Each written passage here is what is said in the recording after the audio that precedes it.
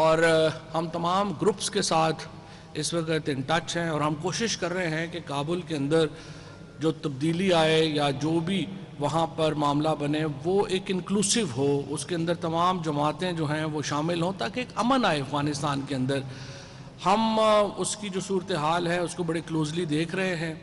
وزیر خارجہ جو ہیں وہ اس وقت اسی سلسلے میں ایک دورے کے اوپر ہیں، اور اب وزیر اعظم پاکستان بھی جو ہیں وہ تشریف لے کے جا رہے ہیں سینٹرل ایشین اسٹیٹس کے اندر، اور وہاں پر جو دورہ ہوگا اس کی بھی بہت اہمیت ہے اس لحاظ سے کہ وہ افغانستان کے معاملے کے اوپر ایک وہاں پر بات چیت بھی ہوگی، اور جو ہماری کوششیں ہیں افغانستان کے اندر امن کی اس کو اس وقت پوری دنیا سراہ رہی ہے۔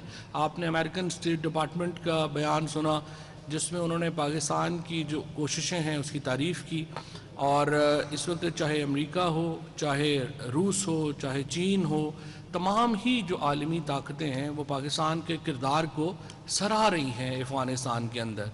اور جو وزیر اعظم عمران خان نے جس طرح سے اپنی جو پالیسی اسٹیٹمنٹ دی تھی کہ ہم امن میں تو پارٹنر ہوں گے لیکن ہم تنازع میں جو ہے وہ پارٹنرشپ نہیں کریں گے، we will be partner in the peace but not in the conflict, اور یہی جو اصول جو وزیر اعظم عمران خان نے طے کیا تھا اسی کو بعد میں ہماری جو پارلیمنٹری پارٹی ہے جو قومی سلامتی کمیٹی کی جو میٹنگ ہوئی اسمبلی کے اندر، اس میں تمام سیاسی جماعتوں نے اسی موقف کی جو ہے وہ حمایت کی۔ تو اس لحاظ سے ہماری افغان پالیسی بڑی واضح ہے اور ہم اسی طرف بڑھ رہے ہیں۔ ان دا مین ٹائم دو اور ایشوز جن کے اوپر آج آپ کے ساتھ حاضر ہوئے ہیں وہ جو مقامی ہماری جو سیاست ہے اس سے تعلق رکھتے ہیں۔ ایک تو کشمیر کے اندر جو الیکشن کیمپین چل رہی ہے، الحمدللہ پی ٹی آئی کی حکومت بڑی مستحکم ہے، اس کی پوزیشن بڑی مستحکم ہے کشمیر کے اندر۔ پی ٹی آئی وہ واحد جماعت ہے جو تقریباً کشمیر میں ہر نشست کے اوپر اپنا امیدوار کھڑا کر سکی ہے۔ اس کے علاوہ کوئی اور سیاسی جماعت وہاں پر تمام نشستوں پہ امیدوار ہی کھڑے جو ہیں وہ نہیں کر سکی۔ جو اس وقت پیپلز پارٹی کی پوزیشن ہے، آپ نے اسی دیکھا کہ بلاول بھٹو اسی لیے وہاں پہ میدان چھوڑ کے بھاگ گئے کہ ان کو پتہ چلا کہ وہاں پر ان کے امیدوار ہی نہیں ہیں۔ ٹوٹل 8 حلقوں میں پیپلز پارٹی کے امیدوار ہیں اس وقت کشمیر میں، اور اس کی وجہ سے جو کافی ایک ناکامی کا سامنا کرنا پڑا بلاول بھٹو کو، اور وہ آدھی اپنی جو کیمپین ہے اس کو چھوڑ کے فرار ہو گئے۔ اس کے بعد جو ایک ہماری مریم بی بی وہاں پر جو کیمپین کر رہی ہیں، آپ دیکھ رہے ہیں کہ ان کے پاس بھی کوئی پالیسی نہیں ہے، ان کو کشمیر کی تاریخ کا علم نہیں ہے، ان کو یہ علم نہیں ہے کہ پاکستان ہندوستان کے تعلقات جو ہیں وہ کشمیر کے اوپر کتنی دفعہ کروٹیں بدل چکے ہیں، ان کو یہ علم نہیں ہے کہ پاکستان نے کشمیریوں کے لیے کتنی بڑی قربانیاں دی ہیں، اور جو پالیسی ہے وزیر اعظم عمران خان کی اور جو انہوں نے اقوام متحدہ میں تقریر کی تھی کشمیر کو لے کے، وہ اس کی نوعیت کیا تھی، وہ اس کی اسٹریٹجک ڈیپتھ کیا تھی، سو وہ اپنی جو اس وقت پرچار وہاں پہ کر رہی ہیں اس کا نہ سر ہے نہ پیر ہے، اور آپ دیکھ رہے ہیں کہ پی ایم ایل این بھی الیکشن میں ایک دھاندلی کا واویلا مچانا ابھی سے شروع ہو گئی ہے، کیونکہ ان کو معلوم ہے کہ کشمیر کے اندر کے انتخابات میں ان کی سیاسی پوزیشن جو ہے وہ تقریباً نہ ہونے کے برابر ہے، اور بڑی جلدی آپ بھی دیکھیں گے کہ مریم نواز بھی الیکشن کیمپین سے راہ فرار اختیار کریں گی۔ آج شہباز شریف صاحب نے پریس کانفرنس کی 4 بجے، اس میں انہوں نے گیس اور بجلی سے متعلق لمبی چوڑی گفتگو کی۔ ہماری توقع تو یہ تھی کہ وہ اس مقدمے کے اوپر جس میں انہیں ایف آئی اے نے طلب کیا ہے، جس کے اوپر نیب انویسٹیگیشن کر رہی ہے، کچھ روشنی ڈالیں گے اور ہمیں بھی پتہ چلے گا کہ 25 ارب روپے کی یہ رقم، اور اس کے بعد جو دوسرے کیسز جو بنے ہیں جس کی تفصیلات ابھی شہزاد اکبر صاحب آپ کے سامنے رکھیں گے، کہ ان میں ان کا جواب کیا ہے۔ جب آپ ان سے پوچھتے ہیں کہ آپ نے اتنے پیسے آپ کے اکاؤنٹ سے نکلے، وہ کہتے ہیں میں نے پنجاب میں میٹرو بنائی۔ آپ ان سے پوچھیں کہ یہ آپ کے جو بیٹے ہیں وہ پاکستان سے اربوں روپیہ باہر ٹرانسفر کر گئے ہیں، تو وہ کہتے ہیں کہ نہیں میں نے تو جو ہے وہ پانی کے اوپر اسکیموں کے اوپر کام کیا۔ آپ ان سے پوچھیں کہ آپ کے اپنے اکاؤنٹ سے اربوں روپیہ نکل رہا ہے، یہ کہاں سے نکل رہا ہے، وہ کہتے ہیں دیکھیں میں نے بڑی پنجاب کی خدمت کی ہے۔ اب یہ اگر خدمت کی ہے کہ پنجاب کا پیسہ جو پیپلز پارٹی میں اور پی ایم ایل این میں جو چیز یکساں ہے وہ یہ ہے کہ ان کو جو پیسہ پنجاب میں دیا گیا یا جو پیسہ سندھ میں دیا گیا، वो लंदन से बरामद हुआ।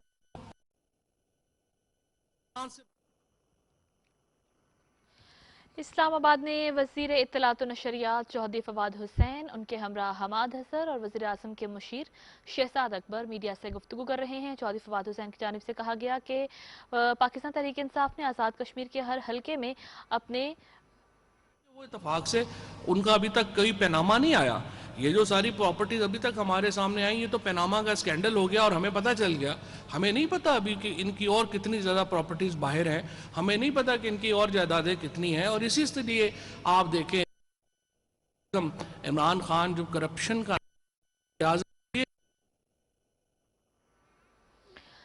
इस्लामाबाद में वफाकी वज़ीर इत्तलात व नशरियात चौधरी फवाद हुसैन, हमाद हसन और वज़ीर आज़म के मुशीर शहजाद अकबर मीडिया से गुफ्तगू कर रहे हैं। उन्होंने कहा कि पीटीआई वो वाहिद जमात है जिन्होंने आज़ाद कश्मीर के हर हलका में अपने उम्मीदवार खड़े किए हैं, जबकि पीपल्स पार्टी के सिर्फ 8 उम्मीदवार हिस्सा ले रहे हैं।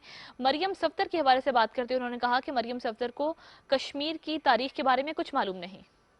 पहले मीडिया को देना चाहिए। मीडिया के सामने सारी एविडेंस है, मीडिया के सामने केसेस हैं, वो आए और अपना कच्चा चट्ठा खोलें और बताएं कि ये क्या केसेस हैं। मैं हमाद अजहर साहब से दरख्वास्त करूंगा कि आज की जो शहबाज शरीफ साहब की ज़्यादातर गुफ्तगू थी वो एनर्जी मामलात से मुतल्लिक थी, उसके ऊपर रोशनी डाल दें और फिर शहजाद अकबर साहब जो हैं वो बाकी मामलात को देखेंगे। बिस्मिल्लाहिर्रहमानिर्रहीम। आज कायदे हिस्ब इख्तिलाफ ने क्लेम किया कि लोड शेडिंग वापस आ गई है, तो मैं ज़रा इस पर भी कुछ रोशनी डालना चाहूँगा। आदादो शुमार हैं और कुछ चौंका देने वाली बातें हैं जो जब मैं एनर्जी की मिनिस्ट्री में आया हूँ 2 महीने हो गए हैं, तो मेरे लिए भी बड़ी परेशानी का बाइस बनी कि पिछली हुकूमत क्या करके गई है। सबसे पहले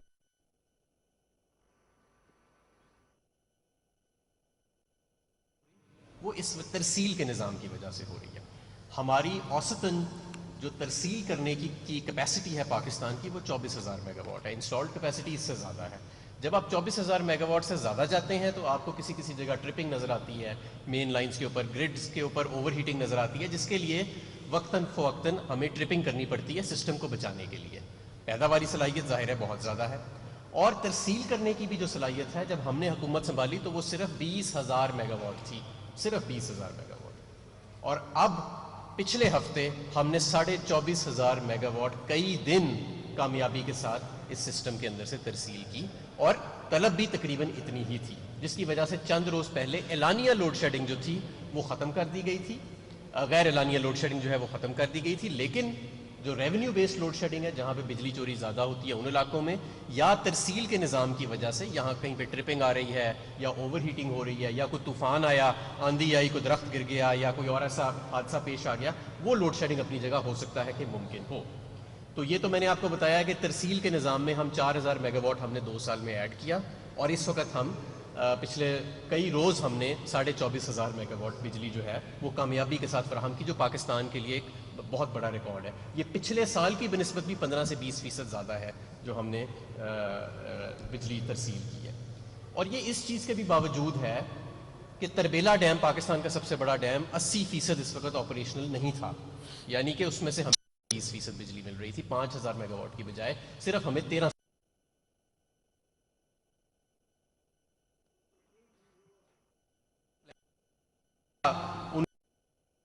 पीछे, और आप खुद ताज्जुब का शिकार होंगे। पाकिस्तान की औसतन बिजली की कंजम्पशन पूरा साल की 16,000 मेगावाट है। सिर्फ 1.5 महीना ऐसा होता है कि हम 16,000 से बढ़ के 24-25,000 मेगावाट पे आ जाते हैं। जो छोड़ के गए वो अगला 2028 तक की 30,000 मेगावाट मजीद बिजली ऐड कर गए, यानी पिछले जो 70 साल में हमारी डिमांड आई है 24,000-25,000 मेगावाट है, और अगले 8 साल उन्होंने कहा नहीं 30,000 मेगावाट और इसमें ऐड होए, और ये सारी टेक और पे बेसिस के ऊपर अक्सर, यानी आप ये बिजली खरीदें या ना खरीदें तो आपने ये पैसे देने हैं। शहबाज शरीफ साहब ये बताएं कि चलो पीक टाइम तो हमारा आता है 1.5 माह के लिए, तो ये जो बाकी या 10 महीने हम ये 50% अपनी बिजली का किराया भरते हैं, जो बिजली घर नहीं चलते सारा साल, ये कौन सी पॉलिसी थी, कौन सी हिकमत अमली थी, और ये पैसे कौन अदा करेगा, और ये पैसे हैं कितने? मैं आज ये भी बताना चाहता हूँ। 2013 में जब कायदे हिस्ब इख्तिलाफ की जमात नून लीग ने हुकूमत संभाली तो ये सिर्फ 180 अरब रुपए थे सालाना। 2018 में जब हम आए तो उनके किए हुए सौदों की बनिस्बत ये 450 अरब हो गए, मौजूदा ये 700 अरब के करीब है सालाना। और 2023 में مسلم لیگ نون کے 5 سالوں میں کیے ہوئے معاہدوں کی بنسبت کی بدولت یہ 1300 ارب سالانہ ہوئیں گے. 2028 میں یہ 5 سے 6,000 ارب سے بھی تجاوز کر جائیں گے سالانہ. یہ پیسے کون دے گا؟ یہ کس کی حکمت عملی تھی کہ یہ ایسے سودے کیے جائیں جہاں پہ بجلی آپ نہیں بھی استعمال کریں گے تو آپ نے اس کے پیسے دینے ہیں، اور پورے سال کی جو اوسطاً ڈیمانڈ ہے 16,000 میگا واٹ، اس سے بھی 3 گنا زیادہ بجلی جو ہے اس کے ہم نے پیسے دینے ہیں. تو ایک تو یہ چھوڑ کے، دوسرا بجلی کی نوعیت. یہ لگا کے کیا گئے ملک میں؟ Imported fuel. آپ کا ملک جو ہے اس میں تھر کا کوئلہ موجود ہے، بجلی موجود ہے، ہوا موجود ہے، سورج موجود ہے، لیکن ہمیں ملا امپورٹڈ RLNG کے پلانٹس. ہمیں ملا اس امپورٹڈ RLNG کے پلانٹس کو چلانے کے لیے ٹیک اور پے کے اوپر ٹرمینل لگانا. ٹھیک ہے جی، ان کو $2.5 لاکھ ایک دن کا یومیہ ادا کرنا، وہ بھی ٹیک اور پے، یعنی لو یا نہ لو کرایہ ضرور ادا کرنا. اور پھر امپورٹڈ کوئلہ بھی لگا گئے. اور امپورٹڈ کوئلہ کہاں لگا کے گئے؟ سائی وال کے اندر. یعنی پہلے کوئٹہ امپورٹڈ جہاز آئے گا کوئلہ کا کراچی میں، کراچی کی بندرگاہوں میں، وہاں سے موٹر وے پہ یا ٹرین کے ذریعے چڑھے گا اور سائی وال پہنچے گا، اور $1.5 صرف اس کی ٹرانسپورٹ کا خرچہ ٹیرف کے اندر. تو یہ کون سی حکمت عملی تھی؟ کس سائنسدان نے آپ کو یہ مشورہ دیا تھا؟ رینیوبلز لگائے صرف 5%، اور وہ بھی ایک قائد اعظم سولر پلانٹ لگا گئے 15 سینٹس کے اوپر، 15 سینٹ یونٹ کا. میرا خیال ہے کہ grains book of world record میں آنا چاہیے. اس سے زیادہ ٹیرف شاید ہی دنیا میں کسی سولر پلانٹ کو آئے گا، 15 سینٹ کا یونٹ. پھر انہوں نے کہا کہ جی میں نے تو بہت ہی سستے سودے کیے تھے. بھائی اگر آپ نے سستے سودے کیے تھے تو آپ ہی کے دور میں جب آپ آئے 450 ارب گردشی قرضے تھے، آپ نے سارے ایک جھٹکے میں بغیر آڈٹ کے کلیئر کر دیے. اس کے بعد جب آپ چھوڑ کے گئے 5 سال بعد وہ پھر 1200 ارب پہ ہو گئے تھے. تو اگر آپ نے اتنے سستے بجلی کے سودے کیے تھے تو آپ ہی کے دور میں یہ 1200 ارب گردشی قرضے کیوں بڑھے؟ اس کی وجہ یہ ہے کہ آپ نے سستے سودے نہیں کیے تھے.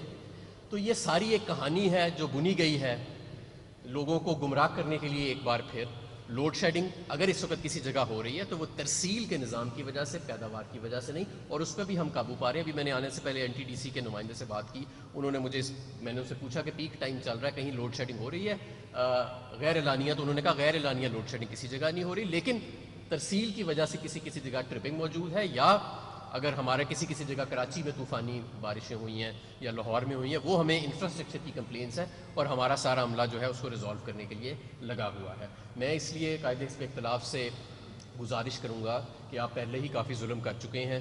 1300 ارب سالانہ، 700 ارب سالانہ کیپیسٹی پیمنٹس، امپورٹڈ فیول، مہنگے بجلی گھر، کوئلے کے مہنگے بجلی پلانٹس، ہر چیز مہنگی لگا کے چلے گئے ہیں، اور ہماری قوم کئی سال اس کا خمیازہ بھگت رہی ہے. ہم نے کوشش کی، ہماری حکومت نے، ہم نے RLNG کا سودا نیا کیا ان سے سستے داموں پہ.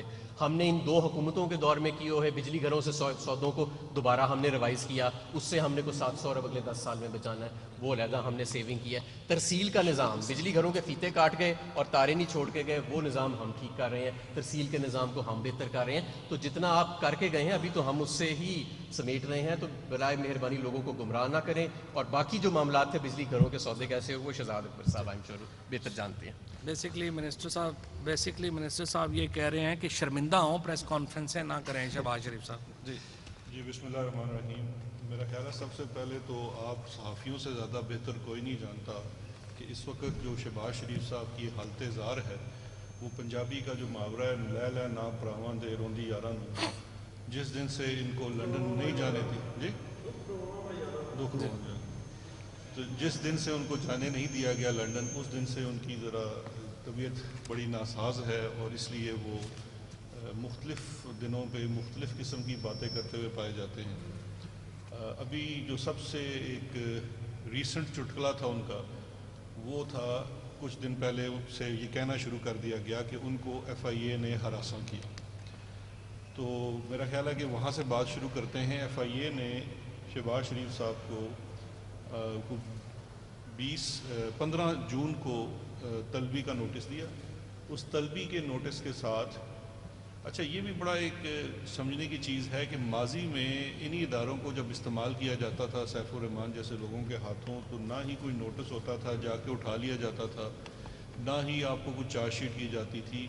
یہاں تو جو طلبی کا نوٹس ہے، اگر آپ طلبی کا نوٹس آپ کے ساتھ شیئر کروں تو باقاعدہ سوال نامے کے ساتھ وہ طلبی کا نوٹس دیا گیا کہ جی یہ کچھ 15-16 سوال ہیں، آپ برائے مہربانی ان سوالوں کے جواب اصلتاً یا وکالتاً، اصلتاً کا مطلب ہوتا ہے خود تشریف لیں، وکالتاً یہ ہے کہ وکیل کے ہاتھوں، ہمیں تو جواب سے غرض ہے، ہمیں تو آپ سے کوئی غرض نہیں ہے، آپ اس کا جواب ہمیں دے دیں۔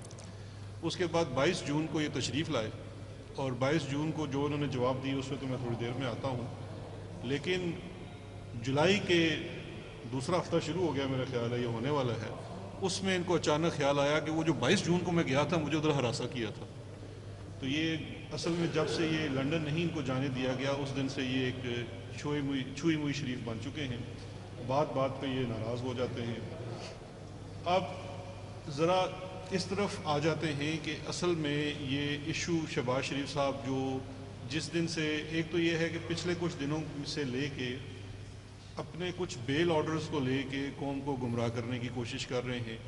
یہ بھی شہباز شریف صاحب کا اور شریف خاندان کا بڑا پرانا ایک طریقہ واردات ہے کہ ایک نیریٹو بلڈ کرتے ہیں جس سے اداروں کے اوپر اثر انداز ہونے کی کوشش کرتے ہیں۔ کبھی جب بہت ڈیسپریٹ ہو جاتے ہیں تو حملہ بھی کر دیتے ہیں۔ سپریم کورٹ آف پاکستان کے اوپر ماضی میں شریف خاندان کا حملہ سب کو یاد ہے۔ اب یہ ایک اس طرح کی ایک بات بنانے کی کوشش کر رہے ہیں کہ جیسے ان کے ساتھ کوئی زیادتی ہو رہی ہے۔ جہاں تک کلیئرٹی کے لیے ضروری ہے کہ بیل آرڈرز کے اوپر 2019 سپریم کورٹ کی ایک رپورٹڈ ججمنٹ ہے، 445 نمبر صفحہ ہے PLD کا، 5 جسٹسز پہ مبنی بینچ تھا، لارجر بینچ تھا۔ اس کے اندر جسٹس آصف سعید کھوسہ صاحب نے وہ تحریر کیا اور بیل آرڈرز کے اندر کسی بھی قسم کی جو کامنٹ ہیں ایویڈنس کے اوپر وہ کرنے سے قطعاً منع کیا اور اس کو قانون کے خلاف قرار دیا۔ پھر بھی کچھ آرڈرز میں کچھ باتیں ہو جاتی ہیں لیکن اس کا قطعی کوئی کیسز کے اوپر نتیجہ نہیں ہوتا، کیونکہ ایویڈنس ٹرائل میں ہونا ہے۔ ٹرائل جو اکاؤنٹیبلٹی کورٹس ہیں یا جو بھی ریلیونٹ کورٹس ہیں وہاں پہ چلنا ہے۔ اگر FIA کا ہے تو سیشن کورٹ میں چلے گا، اس کے بعد نتیجہ نکلے گا کہ کیا ہے۔ اگر آپ ٹرائل کے اوپر ڈٹرمنیشن آف گلٹ کی بات کرتے ہیں تو ٹرائل کی ڈٹرمنیشن آف فیکٹس کے مطابق شہباز شریف صاحب، نواز شریف جو ہیں وہ اس وقت سزا یافتہ مجرم ہیں اور ان کی یہ سزا جو ہے وہ ہائی کورٹ سے بھی بحال ہو چکی ہے۔ اب میں ذرا تھوڑا سا ایک واضح کر دوں کہ شہباز شریف صاحب کا FIA کا معاملہ کیا ہے۔ اس کو بھی لے کے بہت زیادہ یہ کنفیوژن پھیلائی جا رہی ہے کہ جی وہ چیز پہلے نیب جو دیکھ رہی تھی اب FIA نے دیکھنی شروع کی ہے۔ سفید جھوٹ۔ نیب کے پاس جو TT کا کیس ہے شہباز شریف کا، وہ ان کے ذاتی اثاثوں سے متعلقہ ہے۔ شہباز شریف اور ان کے خاندان یعنی کہ سلیمان اور حمزہ اور ان کے بیگمات، ان کے ذاتی اثاثوں میں 7 ارب روپے کا اضافہ ہوا اور وہ تقریباً 95-96% جو اضافہ ہے وہ محض TT کی وجہ سے ہے، اور ان میں سے ایک TT بھی اصلتاً نہیں ہے۔ وہ تمام کی تمام بے نامی ٹرانزیکشنز باہر سے لا کے دکھائی گئی ہیں، کوئی TT بھیجنے والا اس ملک میں کبھی گیا ہی نہیں۔ یہ ان کے ذاتی اثاثوں کا کیس ہے۔ 7 ارب روپے کا اضافہ ہوا، اس کو آج تک ایکسپلین نہیں کر پا رہے۔ وہ کیس اکاؤنٹیبلٹی کورٹ میں چل رہا ہے، اس میں ایسٹ بیونڈ مینز کا وہ کیس ہے اور اس کے ساتھ منی لانڈرنگ کا ان کے اوپر چارج ہے۔ FIA کا جو یہ مقدمہ ہے، FIA کا جو مقدمہ ہے یہ اس سے مختلف ہے، صرف ملزمان اور طریقہ واردات ملتا جلتا ہے جس کی وجہ سے کنفیوژن پھیلائی جا رہی ہے۔ یہ FIR 39/2020 ہے۔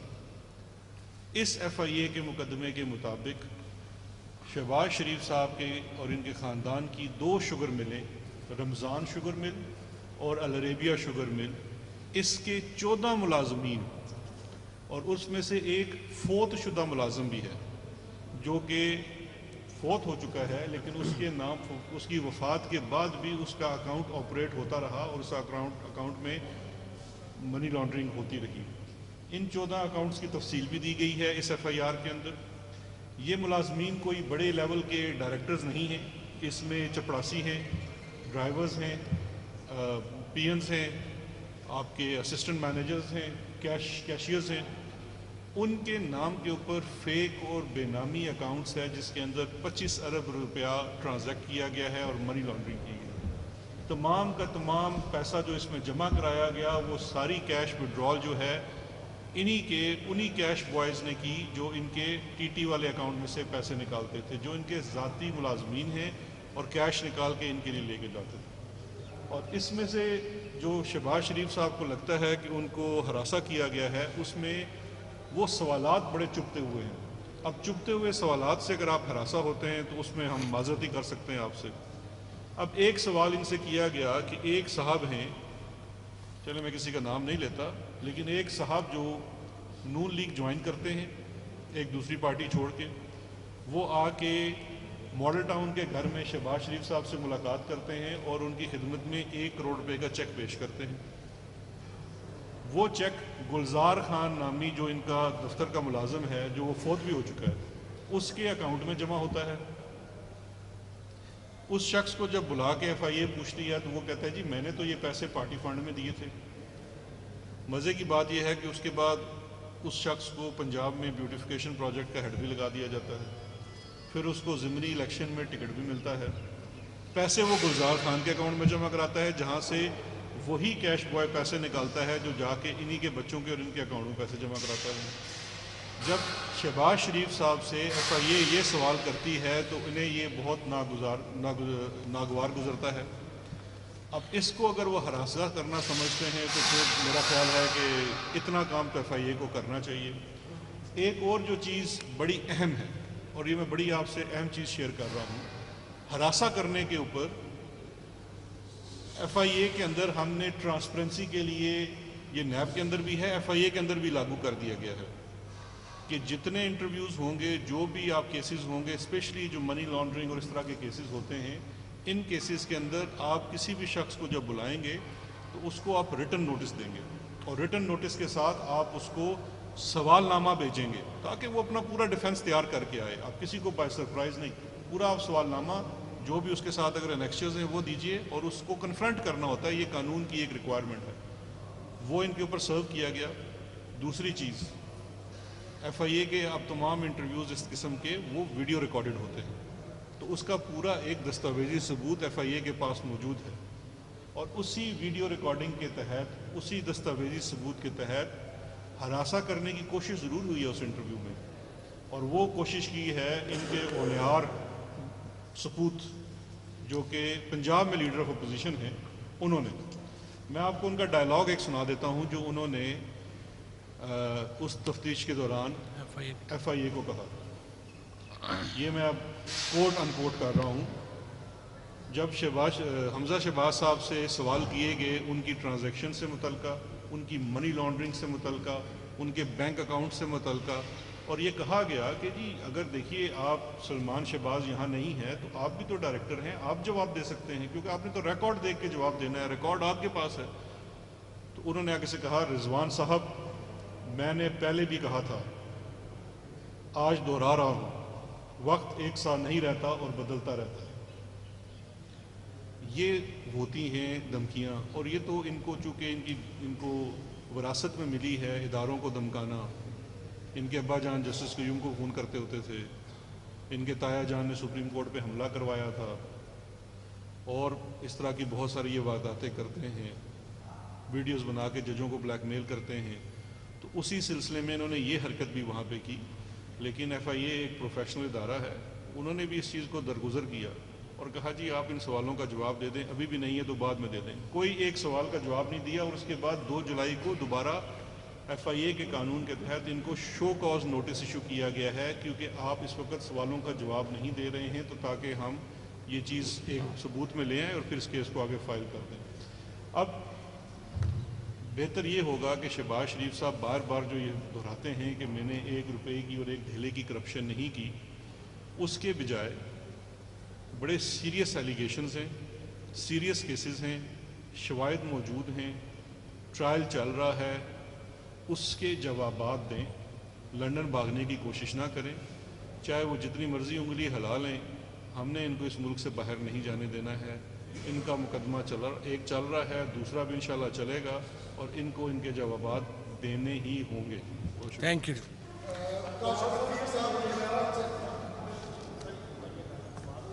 کاشف یہ چل نہیں رہا میرے خیال مائک دیکھ لو, دوبارہ بول.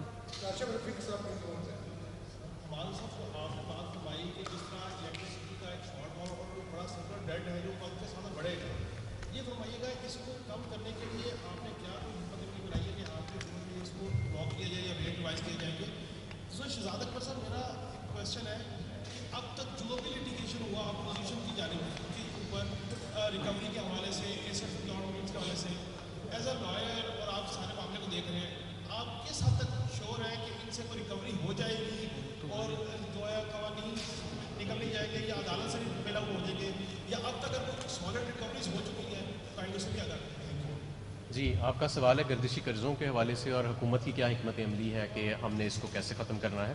دو چیزیں ہیں، ایک سرکولر ڈیٹ کا پورا حجم ہے 2500 ارب کے قریب ہوئے گا وہ، اور ایک اس میں ہر سال اضافہ ہوتا ہے، اسے ہم فلو کہتے ہیں. تو پہلے فلو ختم ہوئے گا اور اس کے بعد حجم ظاہرہ ختم ہوئے گا. تو جب ہم آئے تھے تو 450 ارب روپے کا ہر سال اضافہ ہو رہا تھا سرکولر ڈیٹ میں.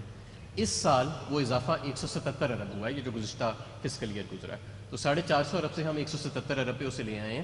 یہ اس چیز کے باوجود ہے کہ اس سال جس سال کی میں آپ کو فگر دے رہا ہوں، ہم نے بجلی گھروں کو 400 ارب روپے کرایہ زیادہ دیا ہے پچھلے سالوں کی بنسبت. کیونکہ جیسے کہ میں نے آپ کو بتایا کہ جس طرح سال گزری جا رہے ہیں تو مسلم لیگ کی تجربہ کار حکومت نے جو معاہدے کیے ہوئے ہیں بجلی گھروں کے ساتھ امپورٹڈ فیول پہ، ان کا میٹر چلنا شروع ہو رہا ہے. اور یہ 180 ارب سے بڑھ کے 1300 ارب پہ اس میں جانا ہے اور پھر 5-6 ہزار ارب پہ جانا ہے. تو ہم نے 400 ارب پچھلے سالوں کی بنسبت زیادہ دیا. اس کے باوجود سرکولر ڈیٹ کا جو حجم ہے وہ 177 ارب پہ رہا، 450 ارب سے کم ہو کے. اور مزید بھی ہم اس میں کمی لائیں گے. ریکوریز میں کچھ امپروومنٹ آئی ہے اور جو آپ کی ٹیکنیکل سسٹم لاسز ہیں اس میں بھی کچھ امپروومنٹ آئی ہے، لیکن مزید بھی بہت گنجائش ہے. اور جو دوسرا سوال کا آپ کا حصہ ہے، دیکھیے دو چیزیں ہیں. ایک تو یہ ہے کہ اگر پہلی دفعہ تو یہ ہے کہ جو لوگ اس ملک میں اپنے آپ کو کسی سے کے سامنے جواب دے نہیں سمجھتے تھے، آج ان کو سوالوں کے جواب دینے پڑ رہے ہیں اور عدالتوں میں پیش ہونا پڑ رہا ہے. ہمارے ملک میں نظام عدل کا جو نظام ہے وہ بڑے سالوں سے لاگو ہے اور اسی کے تحت ہی اسی چکی میں سے گزر کے ان کیسز کو جانا ہے اور اس میں بھی انشاءاللہ پروگریس ہو رہی ہے. جہاں تک ریکوریز کی بات ہے تو ایک مثال دیکھ لیجئے، زرداری کے جو کیسز تھے فیک اکاؤنٹس والے، اس میں سے 33 ارب روپے کی زائد کی ریکوری ہو چکی ہے. جو کیس کنٹیسٹ ہوتا ہے وہ پھر اپیلوں کی سٹیج کے بعد ہی اس کی ریکوریز ہوتی ہیں. لیکن اگر آپ اوور آل ریکوریز کی بات کریں تو پچھلے 3 سالوں میں اس وقت 1000 روپے سے زیادہ ارب روپے سے زیادہ کی ریکوریز اوور آل آپ کی مختلف کیسز میں، جس میں آپ کی نیب کی ریکوریز ہیں، ایف آئی اے کی ریکوریز ہیں، ہمارے 2 صوبوں میں اینٹی کرپشن کی ریکوریز ہیں، بے نامی کی ریکوریز ہیں. تو اوور آل ایکیومولیٹو ایفیکٹ اس کا موجود ہے. اور اگر چوری نہیں ہوئی تو یہ ریکوریز کیا ہوا میں ہو گئی ہیں؟ ریکوریز کا سلسلہ جاری ہے. یہ بڑے جو چور ہیں یہ بڑے وسائل والے چور ہیں، ان کی نظام کے اندر بہت زیادہ جڑیں ہیں. لیکن اس کے باوجود اگر آپ کے کیسز صحیح بنے ہوئے ہیں، اسٹرانگ ہیں، تو وہ بھاگنے نہیں پاتے اور کہیں جانے بھی نہیں پاتے. صرف اس میں ایک چیز کاشف میں ایڈ کر دوں کہ 427 ارب روپیہ نیب ریکور کر چکا ہے. 33 ارب روپیہ جو زرداری کے فرنٹ مین تھے، زرداری صاحبان کے، جو 5000 ارب روپے کا ٹوٹل کیس ہے، اب یہ $200 ملین بنتا ہے، یہ علیحدہ ریکور ہو چکا ہے.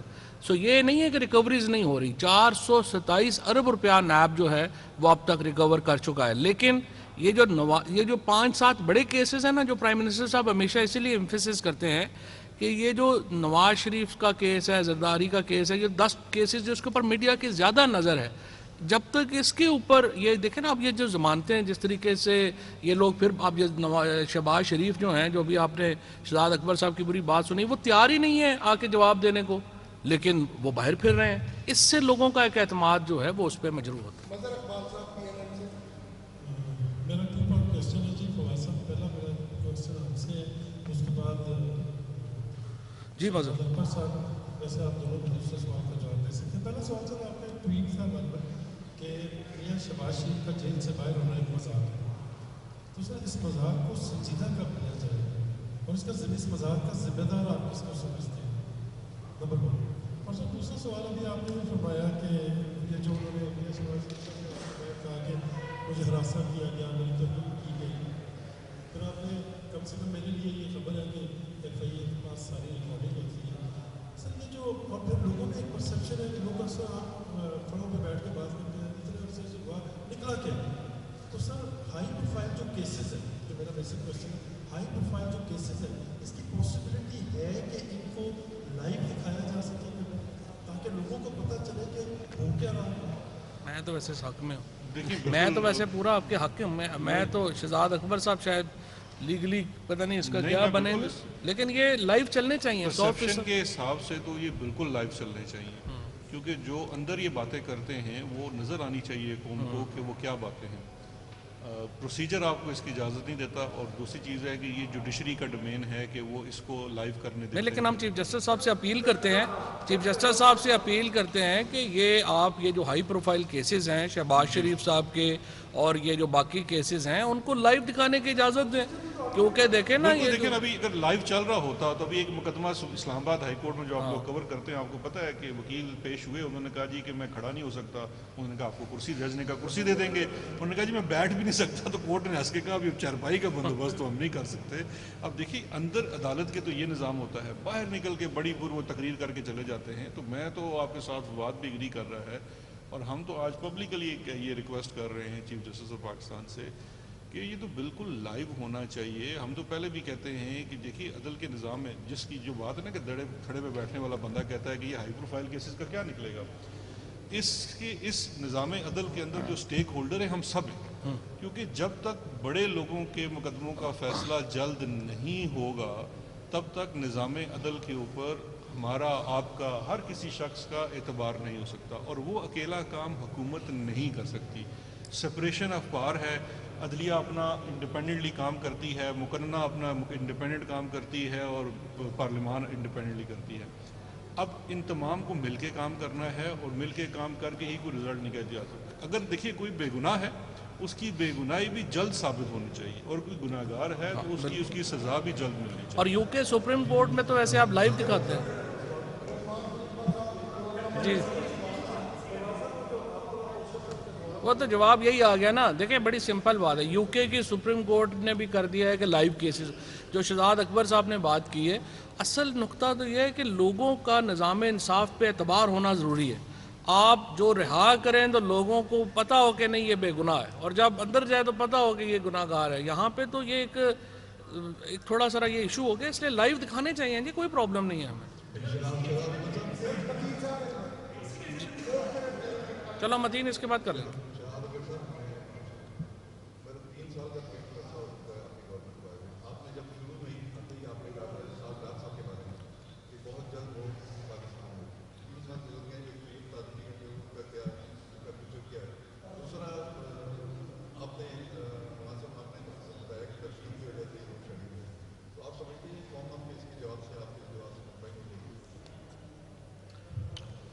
आप दे दें। देखें तरसील का निज़ाम मैंने आपको बताया कि जब हम आए थे तो 20,000 मेगावाट ले सकता था, आज वो अल्हम्दुलिल्लाह 24,500 मेगावाट पे चला है, काफ़ी दिन चला है, और इसको हम मज़ीद 5-10 हज़ार मेगावाट अगले अपने 2 साल में बेहतर करने वाले हैं। मैंने इस मरतबा अपनी टीम को कहा है कि जब पीक लोड चला है, जहाँ जहाँ पे एक तो हमारा सीक्वेंस है ना कि हम एक प्लान के तहत तरसील का निज़ाम बेहतर कर रहे हैं, लेकिन मैंने उनको कहा ये इसी वक्त देख लें जहाँ जहाँ पे बॉटल नेक्स आ रहे हैं, ओवर हीटिंग आ रही है, ट्रिपिंग आ रही है, इन इलाकों को पहले तरजीही बुनियाद पे करें, ताकि अगले जब पीक सीज़न आएगा, मैंने आपको बताया 1.5 माह पीक सीज़न रहता है हमारा, तो उसमें ये प्रॉब्लम्स ना आए। लेकिन 20% पाकिस्तान की तरसील की जो कैपेसिटी है वो सिर्फ 2.5 साल में PTI की इम्प्रूव हुई है, ये कोई छोटी बात नहीं है। और इसाक डार के ऊपर मैं आपको अपडेट कर दूं, इसाक डार के ऊपर जो लीगल प्रोसेस था वो पाकिस्तान की साइड से कंप्लीट हो चुका है। बरतानिया के साथ हमारा इसके ऊपर एक, चूँकि एक्सट्रेडिशन ट्रीटी नहीं है, तो उसका पहला स्टेप होता है कि अगर वो बरतानिया एग्री करता है कि हम इस शख्स को एक्सट्राडाइट करेंगे, MOU भी साइन हो चुका है। इस वक्त बरतानिया की तरफ से ये फ़ैसला होना है कि वो इस प्रोसेस को आगे बढ़ाते हैं, उनकी तरफ से अभी तक कोई फ़ैसला नहीं हुआ है। लेकिन हमारी इतला ये है कि चूँकि वो जो भगोड़ा है वो इस वक्त वहाँ सियासी पनाह लेने के दर पे है, और शायद वो ले भी चुका है ऑफिशियली, चूँकि वो हमें कंफर्म नहीं कर सकते अपने कानून के मुताबिक कि किसी ने सियासी पनाह ली है या नहीं ली है, लेकिन हमारी इतला है कि शायद ले ली है। ये अब सहाफ़ियों की जिम्मेदारी है, वैसे वो बैठ के वहाँ बड़े भाषण देते हैं तो उनसे पूछ लें कि आपने सियासी पनाह तो नहीं ली। उसको भी अगर वो लेते हैं तो हम चैलेंज तो कर रहे हैं, क्योंकि एक्सट्रेडिशन की रिक्वेस्ट अभी तक बरतानिया के पास पड़ी हुई है। अब फैसला उन्होंने इसके ऊपर करना है। पाकिस्तान की तरफ से पूरा प्रोसेस कंप्लीट हो चुका है। जी मतीन,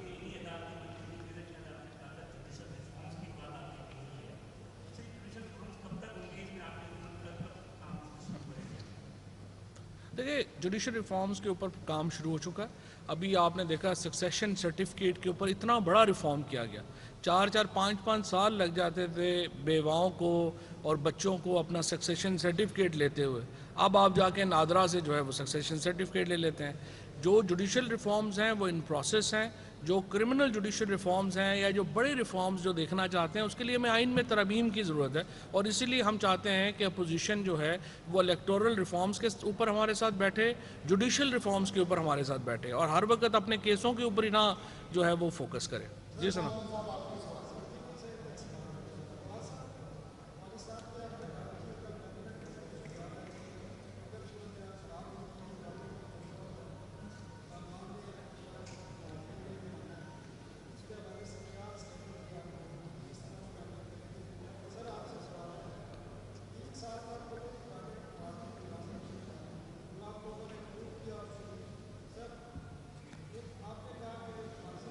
سارے ہم واسطے ایک ایک رکھ لینا.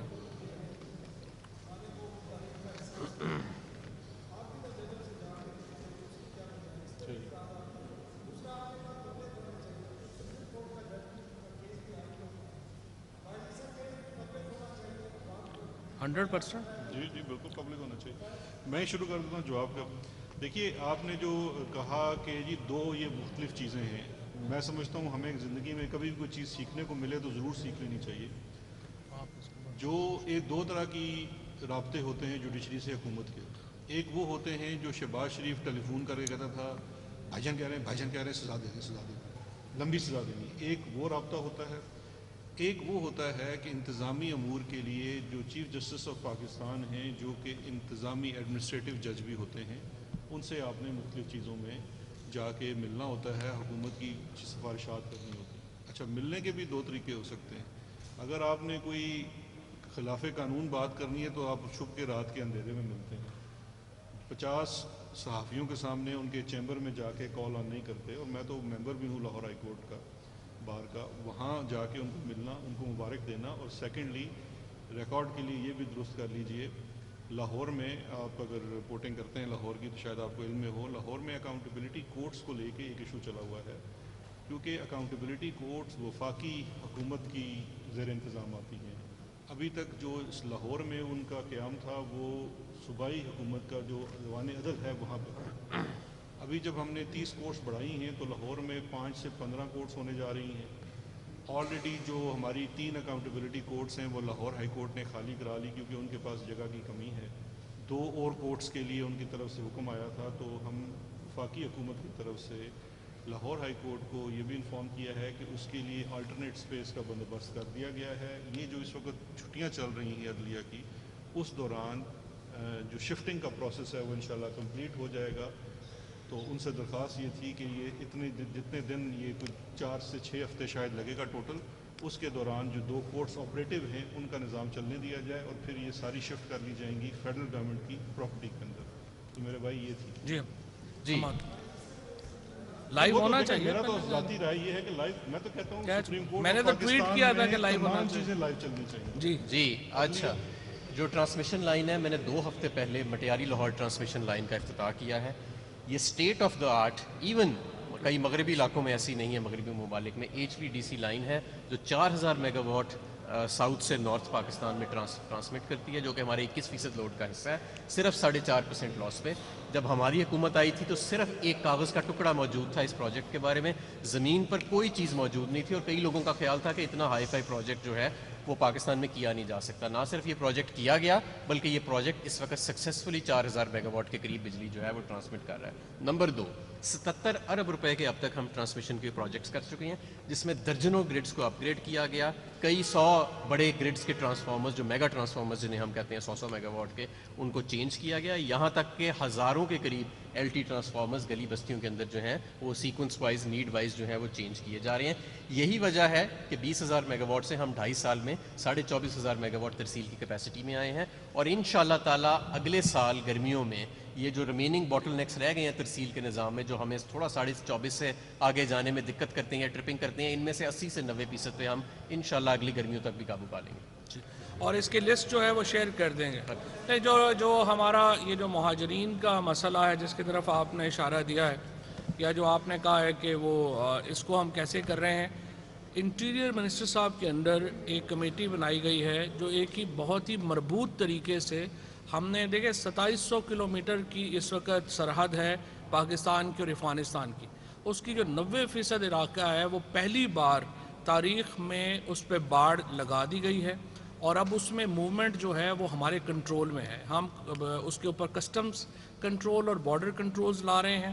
اور یہ بہت سارے لوگوں کو غلط فہمی تھی پہلے کہ کوئی اس طرح سے جی آپ افغانستان پاکستان میں جو ہے وہ آپ کنٹرول کیوں نہیں کرتے. وہ اس لیے نہیں کنٹرول کرتے کہ ہسٹوریکلی افغانستان پاکستان کا بارڈر جو تھا وہ تھا ہی بڑا لوز. وہاں پہ اس طرح کی کوئی موومنٹ کنٹرولز تھی ہی نہیں. پہلی بار ہم نے اس کو موومنٹ کنٹرول میں لے کے آئے ہیں. وہاں پہ ہم نے باڑ لگائی ہے, گیٹ بنائے ہیں, کسٹمز اور بارڈر کنٹرول لے کے آ رہے ہیں. اور اب جو انشاءاللہ اگلا مرحلہ ہے اس میں ہم جو مہاجرین کے کیمپس ہیں وہ قطعی طور کے اوپر بھی جو ماضی میں ہم نے پروسیس رکھا کہ وہ آ گئے اور سارے ہمارے ایسے نہیں ہونے دیں گے. اس کو ہم ایک مربوط طریقے سے منظم طریقے سے وہ کیمپنگ جو ہے وہ کریں گے. پہلے تو اللہ سے اچھی امید رکھنی چاہیے کہ وہ امن ہی رہے افغانستان میں اور وہاں کے لوگوں کی تکلیفوں میں اللہ تعالیٰ کمی کرے. ہم ان کے لیے دعا گو ہیں, امن کے لیے ہم دعا گو ہیں. بہت شکریہ.